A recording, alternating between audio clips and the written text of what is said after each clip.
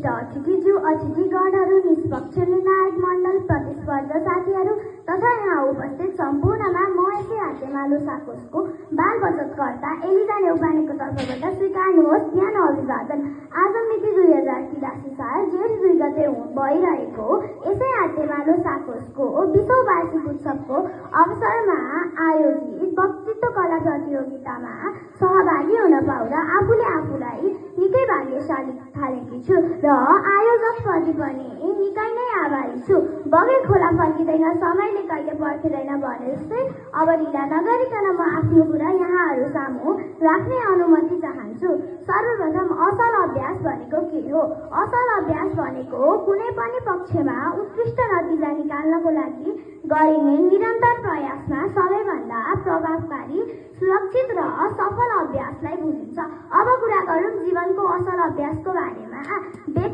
व्यक्तिको सामाजिक, मानसिक, शारीरिक र आर्थिक पक्षमा आर्थिक पक्षलाई सन्तुलित र सबल राख्ने सबैभन्दा प्रमाणित बानीहरूलाई जीवनका असल अभ्यास भनिन्छ। अब कुरा गरौँ मेरो आफ्नै जीवनको असल अभ्यासको बारेमा। विकासमा पनि ध्यान दिन्छु। विद्यालयको पठन पाठन सँगै अतिरिक्त किताबहरू पढ्छु। यसले मेरो आलोचनात्मक सोचको विकास गर्छ।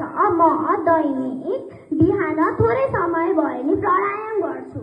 यसले मेरो स्वास्थ्यमा सहयोग पुर्याउन ठूलो भूमिका खेलेको छ।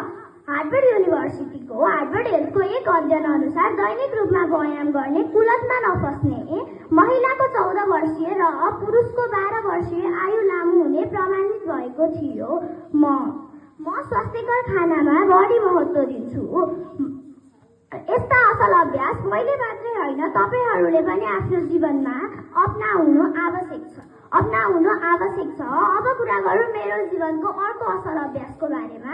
समाजप्रतिको मेरो व्यवहार र सम्बन्धको कदर। म समाजमा रहेका ठूलालाई सम्मान, सानालाई माया र अशक्तलाई सक्दो सहयोग गर्दछु। सबैसँग घुलमिल भई बस्दछु अनि सम्बन्धहरूको कदर गर्दछु। म अनावश्यक खर्च गर्दिन, देखासेखी गर्दिन, आवश्यक खर्चहरू मात्र गर्दछु। म निश्चित समयमा आफ्नो बचतहरूलाई निम्न सहकारीहरूमा लगी जम्मा गर्दछु। विगत 5-6 वर्षदेखि म यसै हातेमालो साकोसमा पनि बाल बचत गर्दै आइरहेकी छु। अन्त्यमा यही साना असल अभ्यासले मेरो जीवनमा पछि ठूलो भूमिका खेल्नेछ भन्ने मेरो आशा रहेको छ र यही साना असल अभ्यासले मलाई एउटा उज्जवल भविष्यतर्फ लगिरहेको छ भन्ने पनि मेरो आशा रहेको छ। यस्ता असल अभ्यास मैले मात्र होइन, हजुरहरूले पनि आफ्नो जीवनमा अपनाउनु भयो भने हजुरहरूलाई पनि धेरै फाइदा पुर्याउन सक्छ। यस कार्यक्रमबाट हामीले केही नयाँ कुराहरू पनि सिक्न सक्छौँ।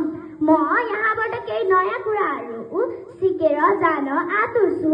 बोल्दै समयले डाँडा काटिसकेको रहेछ। अब म आफ्नो 2 शब्द यहीँ टुङ्गाउन चाहन्छु। धन्यवाद।